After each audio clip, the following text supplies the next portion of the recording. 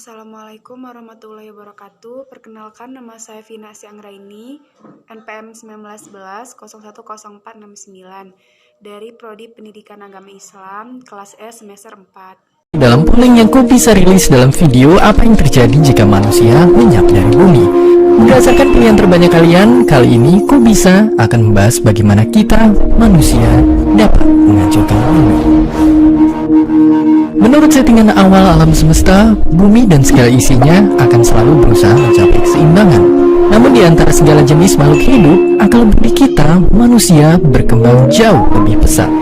Setelah berhasil membangun peradaban dan teknologi canggih, mungkin kita mulai berpikir, jangan-jangan kita spesies terhebat yang ditakdirkan untuk menguasai bumi.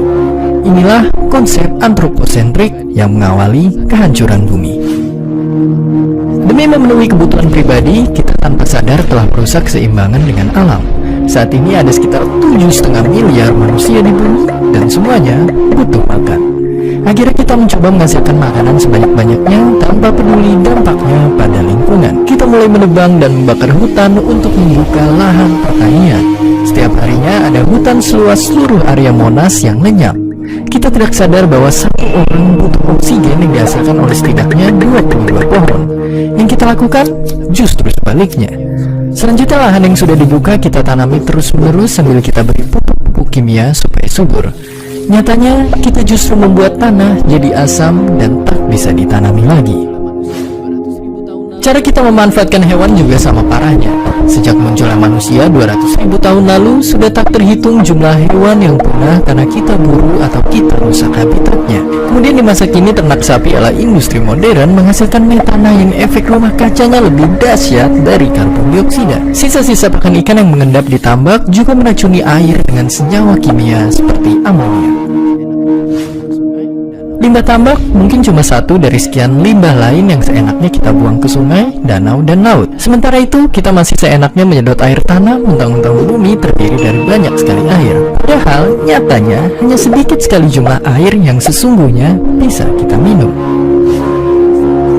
Bukan cuma di air, kita juga telah mencemari udara dengan berbagai jenis gas. Misalnya gas-gas yang kita pakai untuk pendingin ruangan dan aneka spray.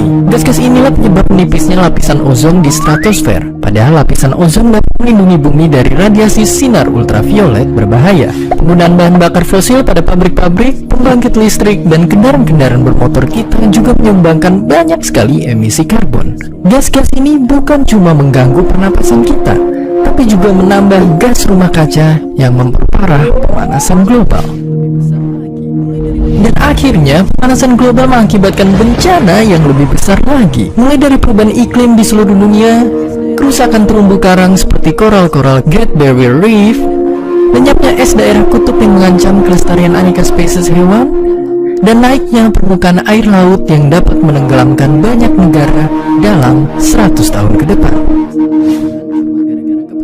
Sayangnya, masih saja ada orang yang ogah mengakui masalah lingkungan cuma gara-gara kepentingan politis dan ekonomis. Atau mungkin pura-pura peduli padahal cuma mencari keuntungan pribadi. Sekarang kita tahu masa depan yang menanti anak cucu kita nanti di bumi. Pertanyaannya, apakah kita cuma akan pasrah menerimanya? Dan seperti biasa, terima kasih. Demikianlah video yang dapat saya sampaikan mengenai etika lingkungan. Saya akhiri, wassalamualaikum warahmatullahi wabarakatuh.